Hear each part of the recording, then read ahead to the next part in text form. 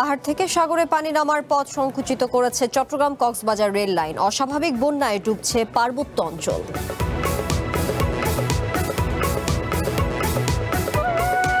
বন্যা ও পাহাড় ধসে চট্টগ্রামে মৃত্যু ছাড়িয়েছে অর্ধশত। রাজধানীতে আজও দুর্ভোগ, দুদিন পর আবারও ভারী বৃষ্টির আশঙ্কা। এক বছরে ফ্যামিলি কার্ড পাবে ৪১ লাখ পরিবার। বরিশালে প্রধানমন্ত্রীর ঘোষণা, দেশ গঠনে আবার ঐক্যের ডাক।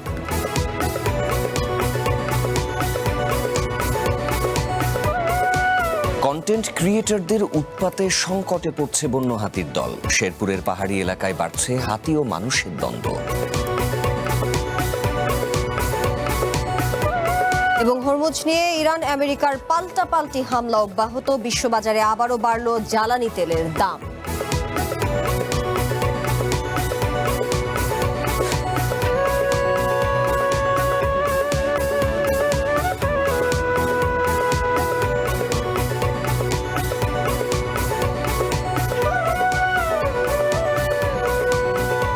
সন্ধ্যার বুলেটিনে স্বাগত, সাথে আছি সাফাত বিন ফরিদ এবং আমি তানিয়া হারুন। শুনছিলেন শিরোনাম, এবারে বিস্তারিত।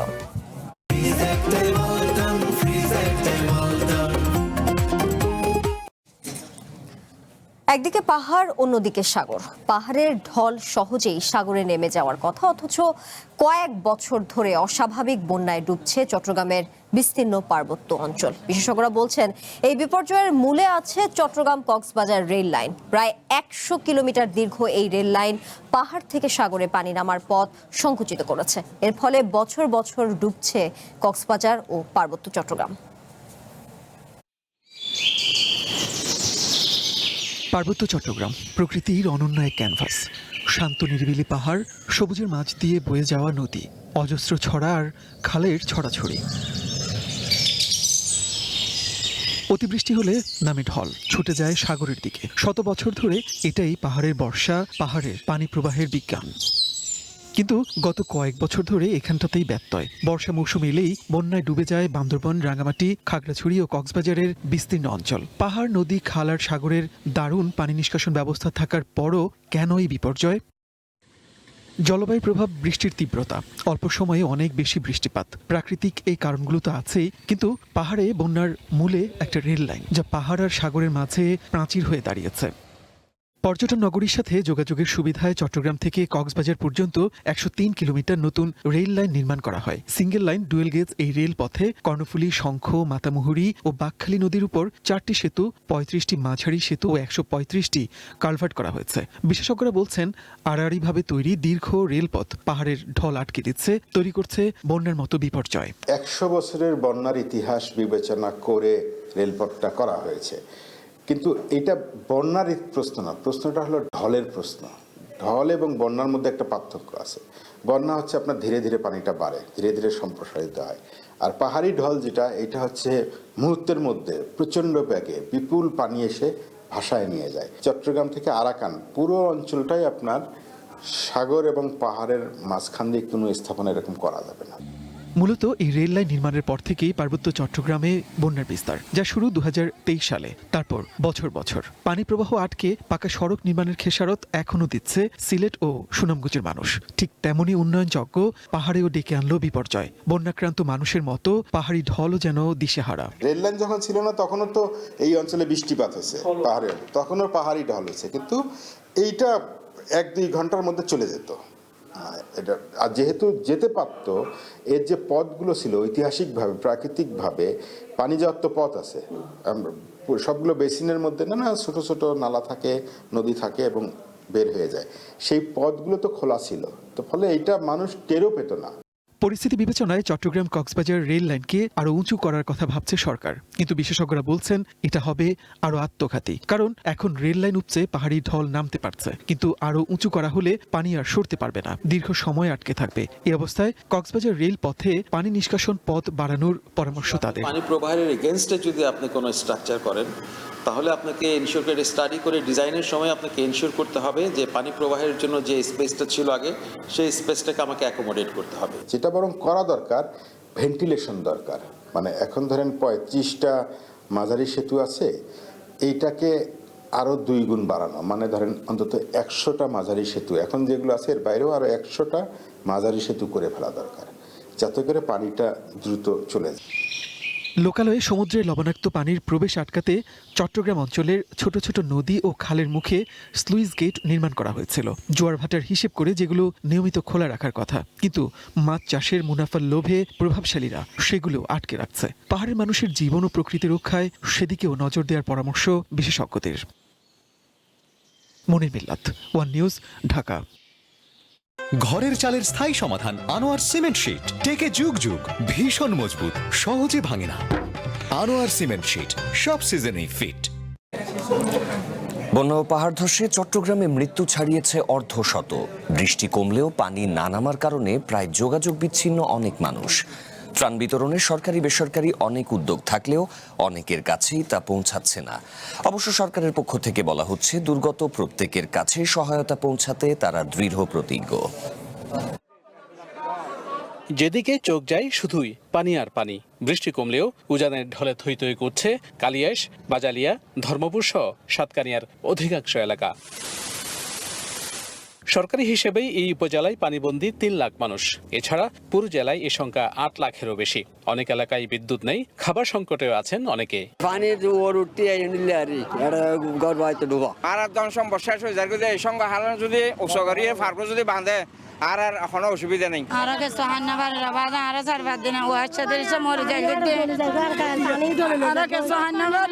এরই মধ্যে সরকারি সহায়তার পাশাপাশি ব্যক্তি উদ্যোগেও ত্রাণ কার্যক্রমে যুক্ত হয়েছেন অসংখ্য মানুষ।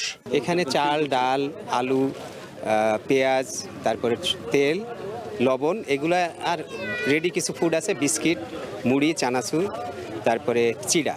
পানিবন্দী হয়ে ঝুঁকিতে থাকা দুর্গতদের উদ্ধার ও ত্রাণ কার্যক্রমে যোগ দিয়েছে সেনাবাহিনী সহ সরকারি বেসরকারি বিভিন্ন প্রতিষ্ঠান। প্রধানমন্ত্রীর পক্ষে এই কাজ সমন্বয় করছেন প্রতিমন্ত্রী অনিন্দ্য ইসলাম। তিনি জানিয়েছেন, এই মুহূর্তে দুর্ভোগে থাকা মানুষদের উদ্ধার, পুনর্বাসন ও খাদ্য নিরাপত্তা নিশ্চিত করাটাই সরকারের মূল লক্ষ্য। আমাদের রাজনৈতিক সহকর্মী তাদের প্রদত্ত তথ্যের ভিত্তিতেও কিন্তু আমরা কাজ করছি। এখানে সরকার যেমন তার মতো করে কাজ করছে, ঠিক তেমনি এখানকার সংসদ সদস্য ব্যক্তিগত উদ্যোগে কাজ করছে, বিভিন্ন স্বেচ্ছাসেবী প্রতিষ্ঠানও বিভিন্নভাবেই কাজ করছে। এটা হচ্ছে বাংলাদেশ সৌন্দর্যের যে জায়গা, যে কোনো সংকটে আমরা কিন্তু সকলে মিলেই কিন্তু সংকট মোকাবেলা করি। বন্যার পানি নেমে গেলে রোগবালাই মোকাবেলায়ও জোর প্রস্তুতি রয়েছে বলে জানিয়েছেন সংশ্লিষ্টরা। একসময় এখানে ছিল ধানসহ নানা ফসলি জমি, ছিল মাছের ঘেরও, কিন্তু বানের পানিতে সব মিলেমিশে একাকার। এ যেন এক বিস্তীর্ণ হাওর। Shahnaz Riton, One News, Satkania, Chittagong.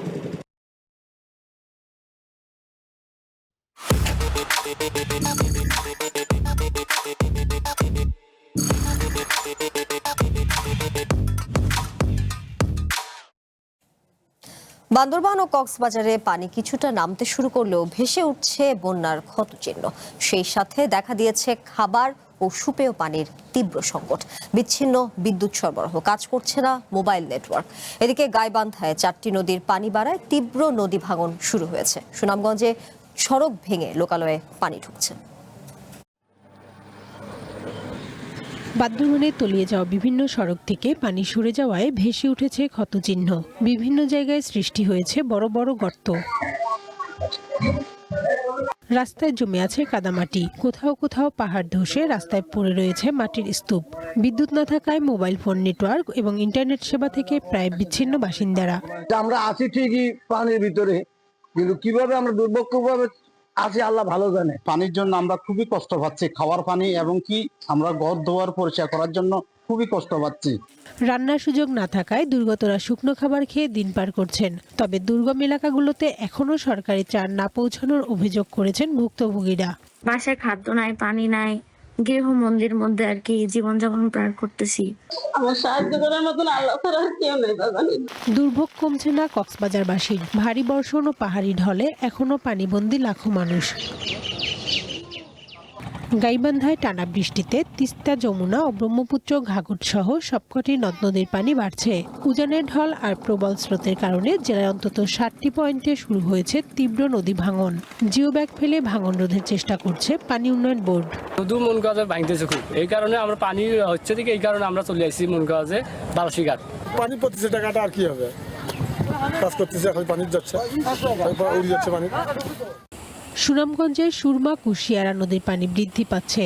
জগন্নাথপুর উপজেলার রানীগঞ্জে সড়ক ভেঙে পানি ঢুকেছে লোকালয়ে। তাহিরপুর সড়কের 100 মিটার অংশ ডুবে যাওয়ায় যান চলাচল বন্ধ রয়েছে। নদীর প্রবল পানির চাপে ভেঙে দ্বিখণ্ডিত হয়ে আমাদের সাধারণ জনগণের ভোগান্তি বাড়ছে। বাড়িঘরও পানি আমরা যাতায়াত করতে পারি না, আমরা খুব দুর্গতির মাঝে আছি। যাতায়াত করার সমস্যা দেয়, নাও ঠিক মতো পাওয়া যায় না, আমরা নাও জাল কিংবা কোনো সামর্থ্য নাই, গাড়ি চালাই তো খাই। মৌলভীবাজারে কমছে নদ নদীর পানি। এতে বন্যা পরিস্থিতির উন্নতি হলেও পানি কমার সঙ্গে সঙ্গে দেখা দিয়েছে ভাঙন। কানিজ নুসরাত, ওয়ান ন্যাশনাল ডেস্ক। এদিকে ভারী বৃষ্টিতে আজও ভোগান্তিতে পড়েছেন রাজধানীবাসী। বিমানবন্দর সড়কে জলাবদ্ধতায় যাত্রীদের দুর্ভোগ পোহাতে হয়। এই অবস্থায় দুদিন পর আবারও ভারী বৃষ্টির পূর্বাভাস দিয়েছে আবহাওয়া অফিস। অন্যদিকে পার্বত্য জেলায় বন্যা পরিস্থিতির কিছুটা উন্নতি হলেও সিলেট, ময়মনসিংহ, রংপুরে নতুন করে বন্যার আশঙ্কা করছে বন্যা পূর্বাভাস কেন্দ্র। ক্যালেন্ডারের পাতায় এখন বর্ষাকাল। আষাঢ়ের বাঁধ ভাঙা এই বৃষ্টি হয়তো আরেকটু নান্দনিক হতে পারত, কিন্তু টানা কয়েকদিনের বৃষ্টি এখন বিরক্তির কারণ বেশিরভাগ মানুষের কাছে। অতিবৃষ্টিতে রাজধানীর ঢাকার ভোগান্তি বেড়ে যায় অনেকখানি। টানা বৃষ্টি কমিয়ে দিয়েছে স্বাভাবিক কাজের গতি। সবচেয়ে বেশি সংকটে দিনমজুর ও নিম্ন আয়ের মানুষ। কাজ না থাকায় ভিড় বেড়েছে ভালো কাজের হোটেলের মতো বিনামূল্যের খাবারের সারিতে। যারা আমাদের এখানে প্রতিদিন খায় এবং তারা তো আসেই, এর পাশাপাশি যারা না খায়, আমাদের এখানে প্রতিদিন খায় না, যেখানে কর্ম করে ওইখানেই খায় এবং এই কর্মস্থলে যেতে পারে না বিধায় আমাদের এখানে আসছে। যানজটের ভোগান্তি এই শহরের মানুষের নিত্যসঙ্গী, কিন্তু গত দুদিন ধরে বিমানবন্দর সড়কের বনানী অংশের ভোগান্তি যেন শেষই হচ্ছে না। এখনও আধা ডুবন্ত সড়কে রীতিমতো হামাগুড়ি দিয়ে চলছে যানবাহন, আর তাতেই তৈরি হচ্ছে জলজটের যানজট। পানিটার জন্যই সমস্যা। আজকে 4 দিন পরে গাড়ি চালাইতে পারছি, 4 দিন কোনো ইনকাম নাই। ওনাদেরকে আমরা আই ফোকাস করার চেষ্টা করতেছি পানির মধ্যে নেমে, যে হ্যাঁ আপনারা এই দিক দিয়ে যেতে পারবেন, এখানে কোনো গর্ত নাই, এখানে এই পরিমাণ পানি আছে। তখন ওনারা সাহস পেয়ে ওই পানির মধ্যে দিয়ে আমরা ট্রাফিকটাকে নিয়ন্ত্রণ করতেছি। নিউ মার্কেটে এখনো জমে আছে পানি, আর ভোগান্তিতে কর্তৃপক্ষের উপর ক্ষুব্ধ ব্যবসায়ী ও এলাকাবাসী। আমরা কালকে দোকান খুলতে পারিনি বৃষ্টির বেগা, আজকে এই অবস্থা। আজকে লোকজন নাই, ব্যবসা বাণিজ্য নাই। কয় টাকা বেচি? 2000 2500 টাকা বেচি, দোকান খরচ আছে 4-5 টাকা। আবহাওয়া অধিদপ্তর বলছে 110 মিলিমিটার বৃষ্টি হয়েছে রবি থেকে সোমবার সকাল পর্যন্ত, যা এবছর সর্বোচ্চ। দুদিন হালকা বৃষ্টি হলেও বৃহস্পতিবার থেকে আবারও ভারী বৃষ্টির শঙ্কার কথা জানিয়েছে অধিদপ্তর। বৃষ্টিপাতের তীব্রতা আজকে থেকে 15ই জুলাই পর্যন্ত তীব্রতা কম থাকবে। 16 তারিখ থেকে মৌসুমী বায়ু সক্রিয় থাকার কারণে পুনরায় বৃষ্টিপাতের তীব্রতা বৃদ্ধি পেতে পারে। পার্বত্য জেলাগুলোয় বন্যা পরিস্থিতির উন্নতি হলেও সিলেট, ময়মনসিংহ ও রংপুরে বন্যার আশঙ্কার কথা জানিয়েছে বন্যা পূর্বাভাস ও সতর্কীকরণ কেন্দ্র। সিলেট, সুনামগঞ্জ জেলার নিম্নাঞ্চলে বন্যা পরিস্থিতির কিছুটা অবনতি হতে পারে। একই সাথে ময়মনসিংহ বিভাগের নেত্রকোনা, শেরপুর, ময়মনসিংহ ইত্যাদি জেলার নিম্নাঞ্চলে স্বল্পমেয়াদী বন্যা পরিস্থিতি সৃষ্টি হতে পারে। সাগরে নিম্নচাপ ও মৌসুমি বায়ুর কারণে আরও এক সপ্তাহ বাংলাদেশে হালকা থেকে ভারী বৃষ্টির পূর্বাভাস দিয়েছে আবহাওয়া অধিদপ্তর। ইশতিয়াক ইমন, ওয়ান নিউজ, ঢাকা। আগামী 1 বছরে 41 লাখ পরিবারকে ফ্যামিলি কার্ডের আওতায় আনা হবে বলে জানিয়েছেন প্রধানমন্ত্রী তারেক রহমান। সকালে বৃষ্টি উপেক্ষা করে বরিশালে বৃক্ষরোপণ কর্মসূচি উদ্বোধন করেন প্রধানমন্ত্রী। এ সময় দেশ গঠনে আবারও ঐক্যের ডাক দেন তিনি। দলমত নির্বিশেষে সবাইকে এগিয়ে আসার আহ্বান জানিয়ে তারেক রহমান বলেন, শুধু গাছ লাগালেই হবে না, পরিচর্যাও করতে হবে। নির্বাচনী ইশতেহার বাস্তবায়নে বরিশালের গৌরনদী উপজেলায় 600 জন নারীকে দেওয়া হয়েছিল ফ্যামিলি কার্ড। উপকারভোগী এই নারীদের সাথে মতবিনিময় করেন প্রধানমন্ত্রী তারেক রহমান। প্রধানমন্ত্রী বলেন, দেশকে এগিয়ে নিতে হলে নারীদের স্বাবলম্বী করতে হবে। ফ্যামিলি কার্ড নারীদের অগ্রযাত্রায় গুরুত্বপূর্ণ ভূমিকা রাখবে বলে জানান তারেক রহমান। বলেন, এই দেশ সকল মানুষের, দলমত নির্বিশেষে দেশকে এগিয়ে নেওয়ার আহ্বান জানান প্রধানমন্ত্রী। প্রত্যেকটি উপজেলায় গড়ে প্রায় 7000 পরিবারের কাছে, প্রত্যেকটি সারা বাংলাদেশের প্রত্যেকটি উপজেলায় আমরা 7000 পরিবারের কাছে গড়ে আমরা ফ্যামিলি কার্ড পৌঁছে দেব। নারীরা বা মায়েরা যাতে অর্থনৈতিকভাবে স্বাবলম্বী হতে পারে, সেই জন্য এই ফ্যামিলি কার্ড আমরা দিয়েছি। এর আগে বৃক্ষরোপণ কর্মসূচি উদ্বোধন করেন তারেক রহমান। বরিশালের মাটি ও পরিবেশ উপযোগী নারিকেল, আমরা, নিম সহ বেশ কিছু জাতের চারা রোপণ করেন। পরে সেখানে সংক্ষিপ্ত বক্তব্যে প্রধানমন্ত্রী বলেন, সারা বিশ্বেই পরিবেশ বিপর্যয় হচ্ছে, বাংলাদেশে এর প্রভাব আরো বেশি। দেশকে রক্ষা করতে হলে গাছ বাঁচাতে হবে। 20 কোটি মানুষের দেশ, আমাদের যে পরিমাণ গাছ থাকা প্রয়োজন সেই পরিমাণ গাছ সারা বাংলাদেশে নেই। এই সমস্যাগুলো যদি আমাদেরকে সমাধান করতে হয় বা এই সমস্যার কষ্টটা যদি কমিয়ে আনতে হয়, আমাদেরকে সারা বিশ্বে অনেক গাছ লাগাতে হবে। সরকার একা দেশের পরিবেশ বিপর্যয় মোকাবেলা করতে পারবে না উল্লেখ করে তারেক রহমান বলেন, সংকট সমাধানে সবাইকে ঐক্যবদ্ধভাবে কাজ করতে হবে। সারা বিশ্বে জলবায়ু পরিবর্তনের ঘটনা ঘটছে, আর এর ফলে বাংলাদেশের মতো দেশগুলো ক্ষতিগ্রস্ত হচ্ছে। প্রধানমন্ত্রী তারেক রহমান বরিশালে গাছ লাগিয়ে বললেন, এই গাছ শুধু লাগালেই হবে না, যত্ন করে রক্ষা করতে হবে যেন পরিবেশ বিপর্যয় থেকে বাংলাদেশের মানুষকে রক্ষা করা যায়। Habib Rahman, One News, Barishal. সেনাবাহিনীর গ্রীষ্মকালীন মহড়া পরিদর্শন করেছেন প্রধানমন্ত্রী তারেক রহমান। সকালে তিনি বরিশালের বাবুগঞ্জে পায়ে হেঁটে প্রশিক্ষণ কার্যক্রম ও যুদ্ধকালীন প্রস্তুতি দেখেছেন। দুর্গম ও ঘন জঙ্গলে সেনা সদস্যদের অবস্থান গ্রহণ, চলাচল এবং বাস্তব যুদ্ধ পরিস্থিতির পর্যবেক্ষণ করেছেন প্রধানমন্ত্রী। দায়িত্বরত সেনাদের কাছে গিয়ে খোঁজ খবর নেন। নিষ্ঠা ও পেশাদারিত্বের সাথে দায়িত্ব পালনে উৎসাহ দিয়েছেন তিনি। এক পর্যায়ে সেনা সদস্যদের সাথে মাটিতে বসে কিছু সময় কাটান প্রধানমন্ত্রী। সেনা সদস্যদের জন্য যুদ্ধক্ষেত্রের পরিবেশে তাৎক্ষণিকভাবে প্রস্তুত করা খাবারও গ্রহণ করেছেন তিনি। প্রশিক্ষণে দায়িত্ব ও মাঠ পর্যায়ের অভিজ্ঞতার কথা শুনেছেন তারেক রহমান। শত্রুপক্ষের ড্রোন শনাক্ত ও প্রতিরোধে ব্যবহৃত anti drone multi barrel system প্রত্যক্ষ করেন প্রধানমন্ত্রী।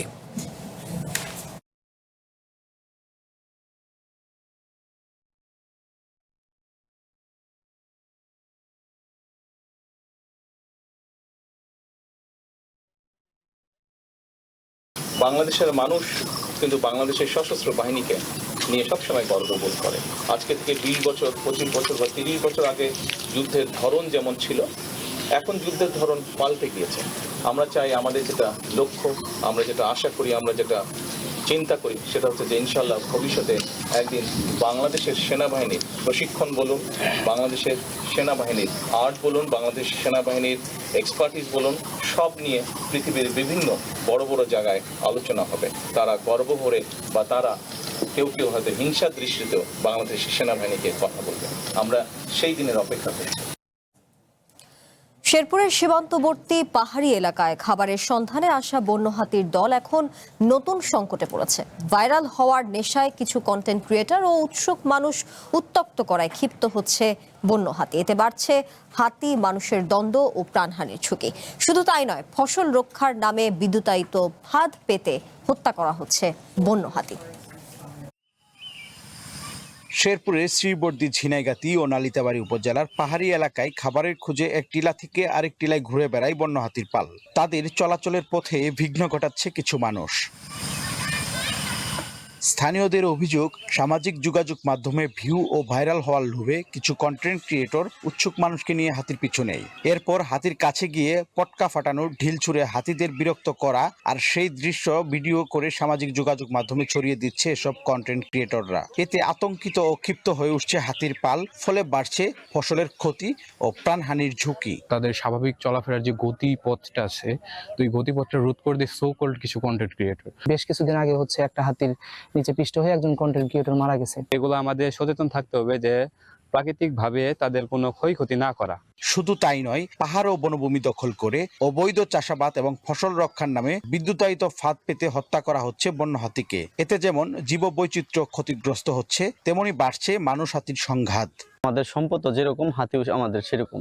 আর কথা হচ্ছে, হাতি আমাদের পাহাড়ের সৌন্দর্য। বর্তমান সময়ে হাতি তাড়ানোর জন্য বনের ভেতরে বৈদ্যুতিক তার সংযোগ করা হয়েছে। প্রাকৃতিক সম্পদের সাথে জড়িত যে বন্য প্রাণীগুলো আছে, এদের নিরাপত্তার জন্য আমরা পরিণামে বন বিভাগের কাছে আমরা কিছু আইন চাচ্ছি। পরিবেশবাদীরা বলছেন, ভয় দেখানো, বিরক্ত করা এবং চলাচলের পথ বিঘ্ন ঘটানোই শান্ত স্বভাবের হাতিও আক্রমণাত্মক হয়ে ওঠে। বনের জমি অবৈধভাবে দখল করে তারা সেইখানে চাষাবাদ করে থাকে। তো সেই চাষাবাদের যে করার পরে তারা তাদের ফসল রক্ষার জন্য ক্ষেতের চারদিক দিয়ে তারা ওই জিআই তারের মধ্যে বিদ্যুৎ সংযোগ দেয়। প্রশাসনের কর্মকর্তারা জানান, সীমান্তবর্তী এলাকায় নিয়মিত মাইকিং সহ এলাকাবাসীদের সচেতন করা হচ্ছে। হাতির দ্বারা ক্ষতি হলে সরকার সেই ক্ষতিপূরণ দিচ্ছে। আমরা এই ক্ষেত্রে হচ্ছে যে মাইকিং এবং উঠোন বৈঠক করে হচ্ছে যে কন্টেন্ট ক্রিয়েটর নিরুৎসাহিত করার চেষ্টা করে যাচ্ছি এবং এরপরেও যদি কন্টেন্ট ক্রিয়েটররা যে হাতিকে উত্ত্যক্ত বা বিরক্ত করে,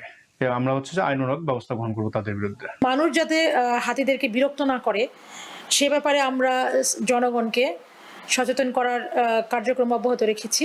বন বিভাগের তথ্য মতে 2014 সাল থেকে সীমান্তবর্তী এলাকায় বন্য হাতির হামলায় 34 জনের মৃত্যুর পাশাপাশি প্রাণ হারিয়েছে 33টি হাতি। Shakil Murad, one news, Sherpur. আবারও ইরানে হামলা চালিয়েছে আমেরিকা। বেসামরিক স্থাপনা সহ বিস্ফোরণ হয়েছে বন্দর আব্বাস, সিরিক ও জাস্ক বন্দর নগরী এবং কেশম দ্বীপে। আমেরিকার দাবি, হরমুজে তেহরানের হামলার জবাব দিচ্ছে তারা। ইরান আগ্রাসী হলে তার কঠোর জবাব দেওয়ার হুঁশিয়ারি দিয়েছেন নেটোতে আমেরিকার রাষ্ট্রদূত ম্যাথিউ হুইটেকার। এদিকে আমেরিকার হামলার জবাবে বাহরাইন, কুয়েত ও জর্ডানে আমেরিকার সামরিক ঘাঁটি ও স্থাপনা লক্ষ্য করে হামলা অব্যাহত রেখেছে ইরান। হরমুজের নিয়ন্ত্রণ নিয়ে বিবাদের জেরে আবারও আমেরিকার নিশানায় ইরানের বেসামরিক স্থাপনা। মাহশারে একটি পানির পাম্পে আমেরিকার বোমা হামলায় একজন নিহত হয়েছে, আহত হয়েছে বেশ কয়েকজন। ক্ষতিগ্রস্ত হয়েছে খুজেস্তান প্রদেশের 8টি শহর। ইরানের সংবাদ মাধ্যম জানিয়েছে বন্দর আব্বাস ও কাছের কেশম দ্বীপের আশপাশে ক্ষেপণাস্ত্র হামলা ও বিকট বিস্ফোরণ ঘটেছে। তেহরানের মিসাইল ও আকাশ প্রতিরক্ষা ব্যবস্থা দুর্বল করতেও হামলা করা হয়। সেই সাথে আইআরজিসির নৌযান লক্ষ্য করেও হামলা চালিয়েছে ওয়াশিংটন। আমেরিকার সেন্ট্রাল কমান্ড জানায়, প্রেসিডেন্ট ডোনাল্ড ট্রাম্পের নির্দেশে ইরানে নতুন করে অভিযান পরিচালনা করা হচ্ছে। এর লক্ষ্য হরমুজ প্রণালীতে বাণিজ্যিক জাহাজ চলাচলে ইরানের বাধা দেওয়ার সক্ষমতা দুর্বল করা। আমেরিকার হামলার জবাবে মধ্যপ্রাচ্যের আমেরিকার সামরিক ঘাঁটি ও স্থাপনা লক্ষ্য করে ব্যাপক হামলা চালিয়েছে ইরান। আরব আমিরাত, কাতার, কুয়েত, ওমান ও বাহরাইন জানিয়েছে ইরান থেকে ছোড়া ক্ষেপণাস্ত্র ও ড্রোন প্রতিহত করেছে তারা। আরও হামলার শঙ্কায় সতর্কতা জারি করেছে বাহরাইন। নেটো নিযুক্ত আমেরিকার রাষ্ট্রদূত ম্যাথিউ হুইটেকার হুঁশিয়ারি দিয়ে বলেছেন, ইরান আগ্রাসী হলে তার কঠোর জবাব দেয়া হবে। হরমুজ প্রণালীতে বাণিজ্যিক জাহাজ চলাচলকে আতঙ্কিত করা যাবে না। পক্ষগুলোর মধ্যেকার সমঝোতা স্মারকটি দেখুন। যদি জাহাজ চলাচলে হামলা হয় অথবা ইরানিরা আগ্রাসী আচরণ করতে চায়, তাহলে প্রেসিডেন্ট ট্রাম্প বিপুল শক্তি দিয়ে তার জবাব দেবেন। ট্রাম্প দাবি করেন হরমুজ প্রণালী উন্মুক্ত। তবে এই দাবি নাকচ করে তেহরান বলছে, স্থিতিশীলতা ও শান্তি ফিরে না আসা পর্যন্ত হরমুজ প্রণালীতে কোনো ধরনের নৌযান যাতায়াতের অনুমতি দেবে না তারা। এদিকে আমেরিকা ও ইরানের পাল্টাপাল্টি হামলায় বিশ্ববাজারে বেড়েছে জ্বালানি তেলের দাম। সোমবার ব্রেন্ট ক্রুডের দাম বেড়েছে 3% বেশি। এতে ব্যারেল প্রতি দাম উঠেছে $78। আমেরিকান ক্রুডের দাম বেড়ে ব্যারেল প্রতি ছাড়িয়েছে $73। রয়টার্স বলছে, হামলা অব্যাহত থাকলে তেলের দাম ব্যারেল প্রতি $80 উপরে উঠতে পারে। সেই সাথে তৈরি হতে পারে দীর্ঘমেয়াদী অনিশ্চয়তা। HM. Ataullah, One International desk. সন্ধ্যার বুলেটিনে সময় হলো বিরতির। ফিরে এসে আরো থাকছে। বন্যায় তলিয়ে গেছে হাজার হাজার হেক্টর জমির ফসল, ভেসে গেছে মাছের ঘের। বড় ক্ষতির মুখে কৃষক ও মৎস্য চাষিরা। যখনই দীর্ঘ, যখনই বৃহৎ, যখনই দৃঢ় নির্মাণের চ্যালেঞ্জ, তখনই সারা দেশের আস্থা আনোয়ার ইস্পাত, স্ট্রংগেস্ট স্টিল সিন্স 1978। আবারও স্বাগত সন্ধ্যার বুলেটিনে। যাচ্ছি পরবর্তী সংবাদে। ক্ষমতাচ্যুত সাবেক প্রধানমন্ত্রী শেখ হাসিনাকে কূটনৈতিক উপায়ে ফিরিয়ে আনার প্রক্রিয়া চলছে বলে জানিয়েছেন পররাষ্ট্র প্রতিমন্ত্রী শামা ওবায়দ। দুপুরে পররাষ্ট্র মন্ত্রণালয়ের সাংবাদিকদের প্রশ্নের জবাবে তিনি বলেন, ভারতের সাথে পররাষ্ট্র মন্ত্রণালয়ের আলোচনায় শেখ হাসিনাকে ফেরানোর বিষয়টি থাকবে। শেখ হাসিনা আত্মসমর্পণ করলে বাংলাদেশের আইন অনুযায়ী ব্যবস্থা নেওয়া হবে। আত্মসমর্পণ না করে তিনি বিদেশে বসে বক্তব্য দিয়ে নেতাকর্মীদের চাঙ্গা করার চেষ্টা করছেন বলেও মন্তব্য করেন শামা ওবায়দ। একজন আসামি যদি দেশের বাইরে থাকে, তার সে আত্মসমর্পণ করুক বা না করুক, তার জন্য বিচার একই হবে। বাংলাদেশের আইন অনুযায়ী ওনার বিরুদ্ধে ব্যবস্থা হবে, ওনাকে জেলে যেতে হবে। আসামি যদি আত্মসমর্পণ না করে যে উনি বিদেশে বসে বক্তব্য দিচ্ছে, এগুলো তো আমি মনে করি রাজনৈতিকভাবে ওনার আওয়ামী লীগের যারা নেতাকর্মীরা পালিয়ে আছে, লুকিয়ে আছে, তাদেরকে জাগ্রত করার জন্য, উজ্জীবিত করার জন্য বলছে। এছাড়া তো কোনো কারণ আমি দেখছি না। ভারতের সাথে আমাদের যে চলমান কথাবার্তা হয়, ডায়ালগ হয়, আমাদের এক্সচেঞ্জ হয়, তখন সবসময় এই সাবজেক্ট থাকে আলোচনায়। কার্যক্রম নিষিদ্ধ আওয়ামী লীগ আমলে মডেল মসজিদ নির্মাণে দুর্নীতি খতিয়ে দেখতে মন্ত্রণালয়কে নির্দেশ দেওয়া হবে বলে জানিয়েছেন স্বরাষ্ট্রমন্ত্রী সালাউদ্দিন আহমদ। বিকেলে সংসদের বৈঠকে প্রশ্নোত্তর পর্বে তিনি একথা জানান। মডেল মসজিদ নির্মাণে 13 কোটি টাকার কাজ বেড়ে 21 কোটি হওয়া নিয়ে প্রশ্ন তোলেন একজন সংসদ সদস্য। জবাবে স্বরাষ্ট্রমন্ত্রী মডেল মসজিদ নির্মাণের পরিকল্পনাকে ভালো বললেও এর নির্মাণ কাজে ব্যয় বেড়ে যাওয়াকে গর্হিত কাজ বলেন। সংশ্লিষ্ট মন্ত্রণালয়ের সাথে অন্যান্য মন্ত্রণালয়ও এতে জড়িত থাকতে পারে বলেও মনে করেন স্বরাষ্ট্রমন্ত্রী। ইসলামের নামে, মসজিদের নামে তারা যা করেছে সেটা অত্যন্ত গর্হিত কাজ। মডেল মসজিদ অবশ্যই ভালো উদ্যোগ। 13 কোটি ব্যয় 21 কোটিতে বৃদ্ধি হয়েছে। এই মডেল মসজিদগুলোর সমস্ত প্রকল্প ব্যয় টোটাল কত ছিল, কতটা নাম্বার অফ মডেল মসজিদ হয়েছে, সমস্ত মসজিদ ওয়ারি সেটা তদন্ত পরিচালনা করার জন্য আমি আজকে মন্ত্রণালয়কে নির্দেশ দেব, মাননীয় স্পিকার।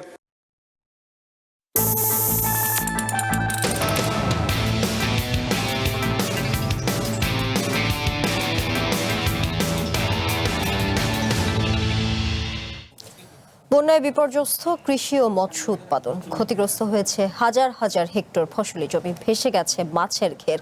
তাতে বড় ধরনের আর্থিক ক্ষতির মুখে পড়েছেন কৃষক ও মৎস্য চাষিরা। সরকারি হিসাবে শনিবার পর্যন্ত 12 জেলায় 28,610 হেক্টরের বেশি ফসল ক্ষতিগ্রস্ত হয়েছে। সবচেয়ে বেশি ক্ষতির মুখে পড়েছে চট্টগ্রামের কৃষি ও মৎস্য খাত। প্রাথমিক হিসাবে চলমান অতিবৃষ্টি ও বন্যায় চট্টগ্রামে ক্ষতির মুখে পড়েছেন প্রায় 10,000 মৎস্য খামারি।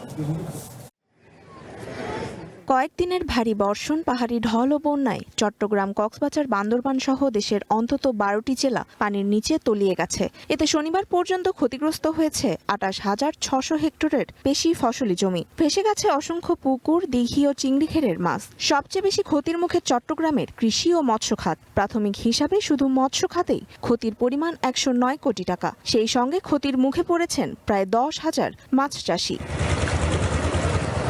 জেলা প্রশাসনের তথ্য মতে বন্যায় শনিবার পর্যন্ত চট্টগ্রাম জেলার 15টি উপজেলার 153টি ইউনিয়নে প্রায় 20 লাখ মানুষ বন্যা কবলিত হয়েছেন। মোট 12,251টি পুকুর, দিঘি ও খামার ভেসে গেছে, যার মোট আয়তন 4,106 হেক্টর। পুকুর, দিঘি ছাড়াও 320টি মাছের ঘের ক্ষতিগ্রস্ত হয়েছে। সবচেয়ে বেশি ক্ষতি হয়েছে বাঁশখালী উপজেলায়। সেখানে 41 কোটি 50 লাখ টাকার ক্ষয়ক্ষতি হয়েছে। এছাড়া সাতকানিয়াতেও কয়েকশো হেক্টর জলাশয়ের মাছ চাষ ক্ষতিগ্রস্ত হয়েছে। সবজি ক্ষেত যেটা এখন আছে সেটা পানি নিষ্কাশনের ব্যবস্থা করতে হবে এবং প্রয়োজনে দ্বিতীয়বার সার দেওয়া, পরিচর্যা করা, বালাইনাশক দেওয়া অথবা সেই কাজগুলি করতে হবে। তাহলে মোটামুটি আগামী মাসের মধ্যে এই কাজগুলি করা হলে মোটামুটি একটা রিকভারি আশা করা যায়। কৃষি সম্প্রসারণ অধিদপ্তরের তথ্য বলছে বন্যায় বিভাগের 15টি উপজেলায় মোট 14,296.66 হেক্টর কৃষিজমি ক্ষতিগ্রস্ত হয়েছে। এর মধ্যে 8,768 হেক্টর আউশ ধান, 621.66 হেক্টর আমনের বীজতলা এবং 4,907 হেক্টর গ্রীষ্মকালীন সবজির আবাদ পানিতে তলিয়ে গেছে। ক্ষতিগ্রস্ত কৃষকদের তালিকা করে প্রয়োজনীয় সহায়তা দেওয়ার আশ্বাস দিয়েছেন কৃষি ও প্রাণী সম্পদ মন্ত্রী। আমাদের লং টার্ম চিন্তা করতে হবে, অর্থাৎ বন্যা পরবর্তীতে আমাদেরকে এখনই সরকারি বেসরকারি সবাইকে এগিয়ে আসতে হবে এবং প্রস্তুতি নিতে হবে যাতে বন্যার পানি ছড়ার সঙ্গে সঙ্গে যাতে তাদের পুনর্বাসনে, বিশেষ করে সবজি, বিশেষ করে আমাদের ফসল, মৎস্য এবং গবাদি পশু সবকিছুতে আমাদেরকে নজর দিতে হবে। এদিকে আগামী 5 দিন চট্টগ্রাম সহ দেশের বিভিন্ন অঞ্চলে ভারী থেকে অতি ভারী বৃষ্টিপাতের পূর্বাভাস দিয়েছে আবহাওয়া অধিদপ্তর। ফলে পানি দ্রুত না নামলে কৃষি ও মৎস্য খাতে ক্ষতির পরিমাণ আরও বাড়তে পারে বলে আশঙ্কা করছেন বিশ্লেষকরা। তনিমা ইসলাম, ওয়ান নিউজ, ঢাকা। গ্রাহক সেবাকে আরো আধুনিক ও প্রযুক্তি নির্ভর করতে রাজশাহীতে 14টি নতুন ইলেকট্রনিক বুথ উদ্বোধন করেছে পূবালী ব্যাংক পিএলসি। সম্প্রতি এক অনুষ্ঠানে ব্যাংকের পরিচালক আজিজুর রহমান ও ব্যবস্থাপনা পরিচালক মোহাম্মদ আলী বুথগুলোর উদ্বোধন করেন। বাংলাদেশ ব্যাংকের রাজশাহী অফিসের নির্বাহী পরিচালক আমজাদ হোসেন খান সহ ব্যাংকের ঊর্ধ্বতন কর্মকর্তারা উদ্বোধনী অনুষ্ঠানে উপস্থিত ছিলেন। এ সময় বক্তারা বলেছেন, আধুনিক ব্যাংকিং সেবা জনগণের দোরগোড়ায় পৌঁছে দিতে পূবালী ব্যাংক বদ্ধপরিকর। নতুন ইলেকট্রনিক বুথগুলোর মাধ্যমে গ্রাহকেরা দ্রুত, নিরাপদ ও সহজ উপায়ে 24 ঘন্টা ব্যাংকিং সেবা গ্রহণ করতে পারবেন।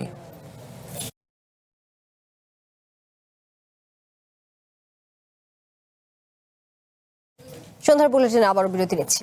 ফিরে এসে আরও যা থাকছে। মানি লন্ডারিং এর মামলায় 4 দিনের রিমান্ডে আলোচিত হরিদাস চন্দ্র। ব্যাংক হিসেবে পাওয়া গেছে সন্দেহজনক লেনদেন, বলছে সিআইডি।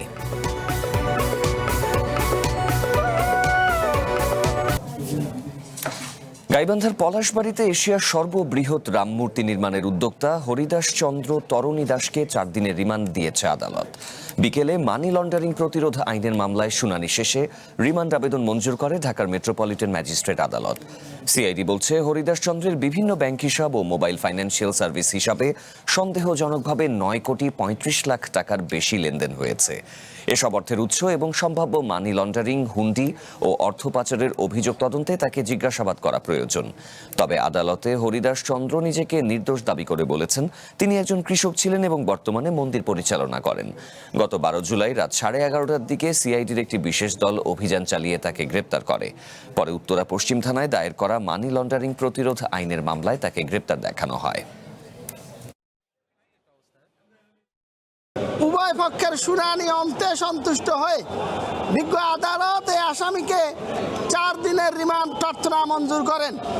এই মামলায় এই আসামির বিরুদ্ধে মোট 9 কোটি 35 লক্ষ টাকা মানি লন্ডারিং এর অভিযোগ আনয়ন করা হয়েছে। মানি লন্ডারিং আইনের সংজ্ঞার সাথে এজাহারের কোনো মিল পাইনি। আমরা রাষ্ট্রপক্ষকে আমরা বিজ্ঞ আদালতকে সমস্ত কথা বলেছি। পরবর্তীতে আমরা জানতে পেরেছি যে ওনাকে আসামিকে নাকি 4 দিনের রিমান্ড দিয়েছে, যেটা আমরা ওপেন কোর্টে শুনিনি, আমরা লোকমুখে শুনতে পেরেছি। 2030 সালের মধ্যে কমপক্ষে 30% যানবাহনকে ইলেকট্রিক মোটরযানে রূপান্তরের লক্ষ্যমাত্রা ঠিক করা হয়েছে বলে জানিয়েছেন সড়ক পরিবহন ও সেতুমন্ত্রী শেখ রবিউল আলম। বিকালে সংসদের বৈঠকে তিনি জানান, জ্বালানি তেলের ব্যবহার ও পরিবেশ দূষণ কমাতে শিক্ষা প্রতিষ্ঠানের জন্য বিনা শুল্কে এবং অন্যান্য ক্ষেত্রে 15% শুল্কে পরিবেশ বান্ধব ইলেকট্রিক বাস আমদানির প্রকল্প নেওয়া হয়েছে। 2030 সালের মধ্যে 3.4 মিলিয়ন টন কার্বন ডাই অক্সাইডের নিঃসরণ নিঃশর্তভাবে হ্রাস করার অঙ্গীকার করা হয়েছে। 30% ইলেকট্রিক মোটরযান ক্যাটাগরিতে রূপান্তরিত করার লক্ষ্যমাত্রা নির্ধারণ করা হয়েছে। জ্বালানি তেলের ব্যবহার ও পরিবেশ দূষণ হ্রাসকল্পে পরিবেশ বান্ধব সম্পূর্ণ নতুন ইলেকট্রিক বাস নিবন্ধিত শিক্ষা প্রতিষ্ঠানের জন্য বিনা শুল্কে এবং অন্যান্য ক্ষেত্রে সর্বসাকুল্যে মাত্র 15% শুল্কে আমদানির প্রস্তাব অনুমোদন করা হয়েছে।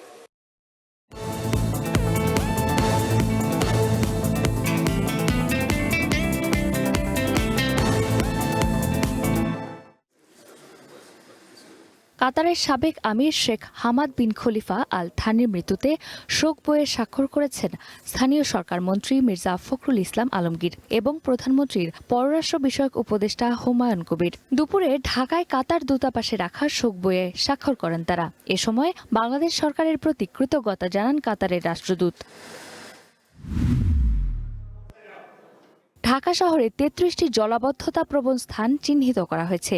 এসব এলাকায় বৃষ্টির পানি দ্রুত অপসারণের জন্য প্রয়োজনীয় ব্যবস্থা নেওয়া হচ্ছে বলে জানিয়েছেন ঢাকা দক্ষিণ সিটি কর্পোরেশনের প্রশাসক আব্দুস সালাম। দুপুরে নগর ভবনে প্রথমবারের মতো ডিএসসিসির ঢাকা উৎসব বিষয়ে সংবাদ সম্মেলনে তিনি বলেন, বুড়িগঙ্গা নদীকে আগের পর্যায়ে নিয়ে যেতে কাজ করছে সরকার। এটি 1-2 মাসে সম্ভব নয়।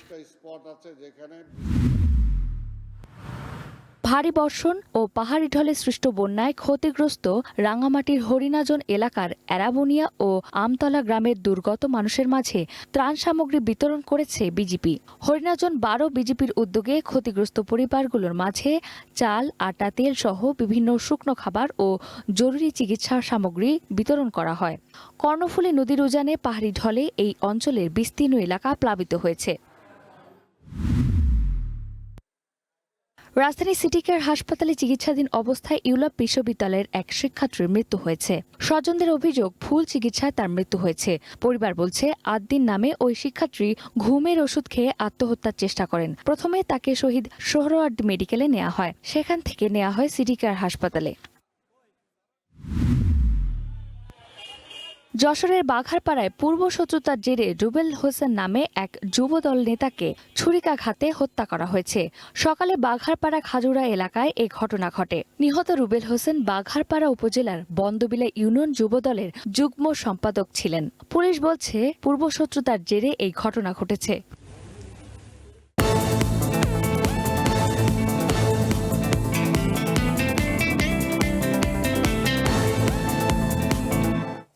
সন্ধ্যার বুলেটিনের এ পর্যায়ে নিচ্ছি বিরতি। ফিরে এসে আরো থাকছে।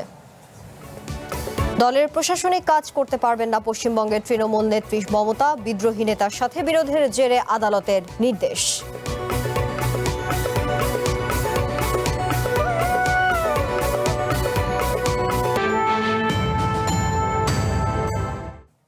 দলের প্রশাসনিক কাজ করতে পারবেন না তৃণমূল নেত্রী মমতা বন্দ্যোপাধ্যায়। দলের দাবি, তিনি কোনো নির্দেশও দিতে পারবেন না। বিদ্রোহী নেতা ঋতুব্রতের সাথে বিরোধের জেরে এই নির্দেশ জারি করেছে আলিপুর আদালত।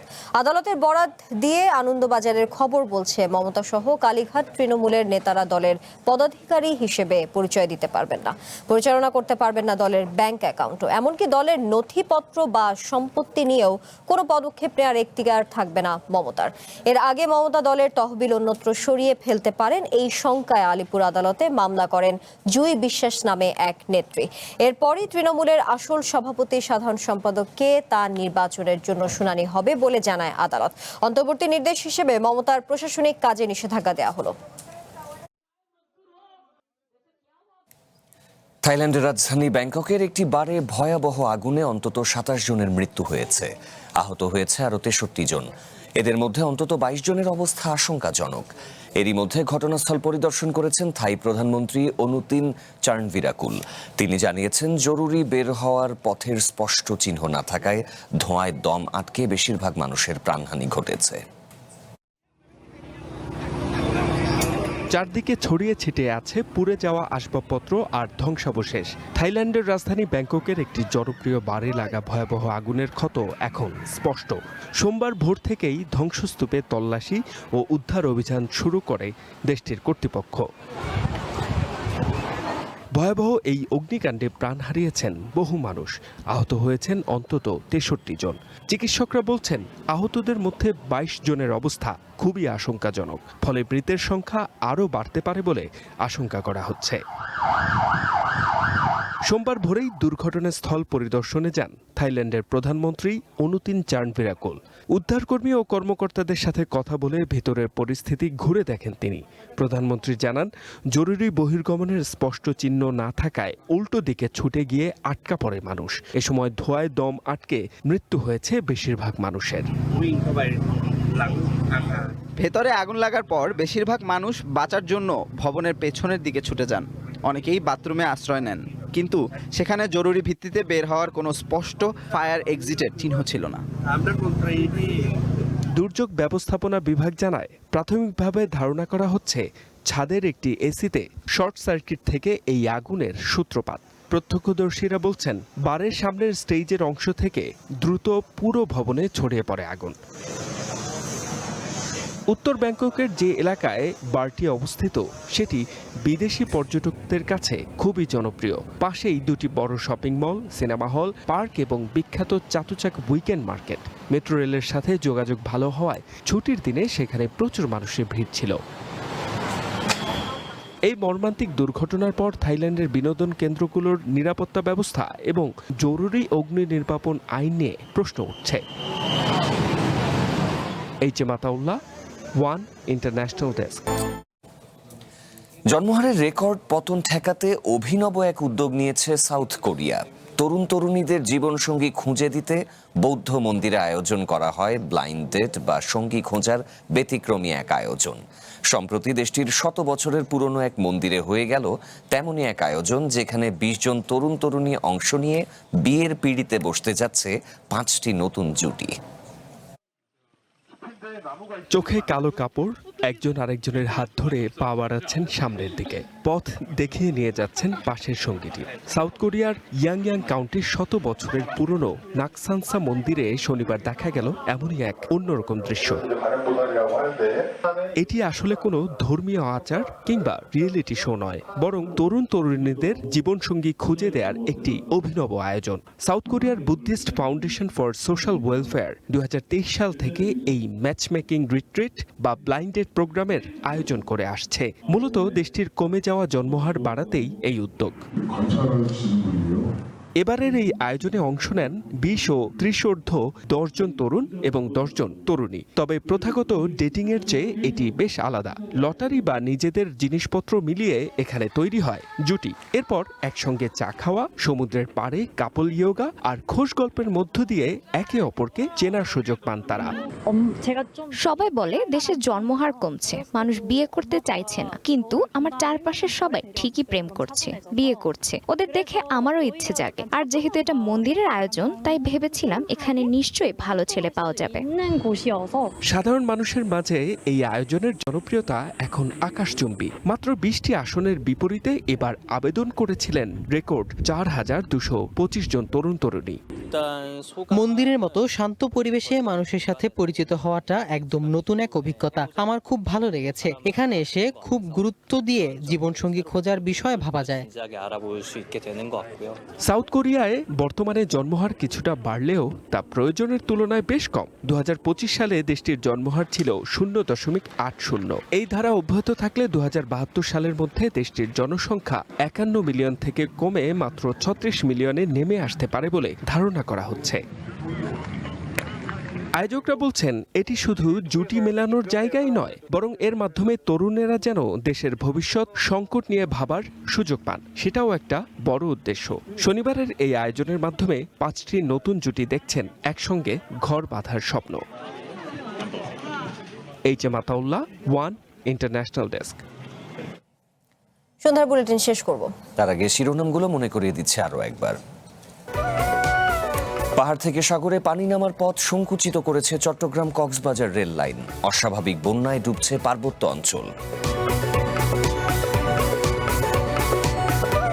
বন্যা ও পাহাড় ধসে চট্টগ্রামে মৃত্যু ছাড়িয়েছে অর্ধশত। রাজধানীতে আজও দুর্ভোগ, দুদিন পর আবারও ভারী বৃষ্টির শঙ্কা।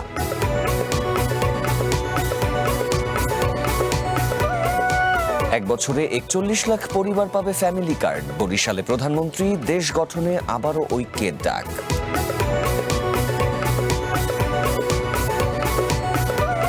কন্টেন্ট ক্রিয়েটরদের উৎপাতে সংকটে বন্য হাতির দল। শেরপুরের পাহাড়ি এলাকায় বাড়ছে হাতি ও মানুষের দ্বন্দ্ব।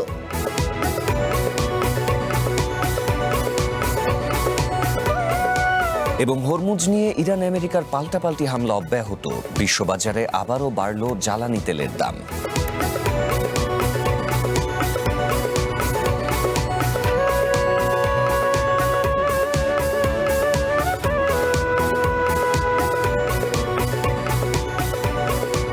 সন্ধ্যার বুলেটিন এখন এ পর্যন্ত। একটু পরেই দেখবেন খেলার বুলেটিন। চ্যানেল ওয়ানের সাথেই থাকুন, যুক্ত থাকুন আমাদের ফেসবুক পেজ এবং ইউটিউব চ্যানেলে।